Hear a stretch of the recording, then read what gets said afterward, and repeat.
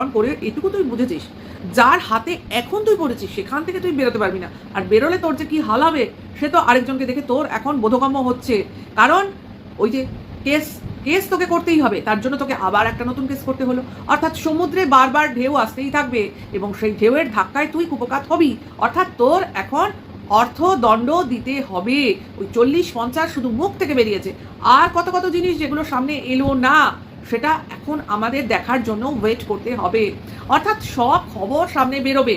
তবে এইটা আশা করিনি যে 144 ধারা ওই কিমার জন্য তোর বাড়িতে জারি করা হয়েছে। এই খবরটা খুব মানে আমাদের হিলিয়ে দিল।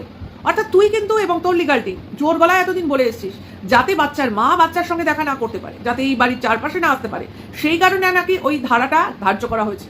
যদিও ওসব ধার্য করা যায় কিনা এখনো আমাদের যথেষ্ট সন্দেহ আছে। যাই হোক, বলছিস যখন, সে বলার থেকেই আমাদের বলা, তো সেটা নাকি তোর ওই কিমার জন্য করে রেখেছিস তোরা, যে কিমা নাকি তোর বাড়িতে এসেছিল তোরই কোনো বান্ধবীর খোঁজ করতে। বাবা, তোদের তলে তলে কত কি চলে। যাই হোক, সেটা কথা না, কিন্তু ব্যাপারটা হচ্ছে যে যখনই কেউ খুব কাছের লোক হয়ে যায় না, তখনই কিন্তু সে অধিকার ফলায়, আর তোর সেটা পছন্দ হয় না।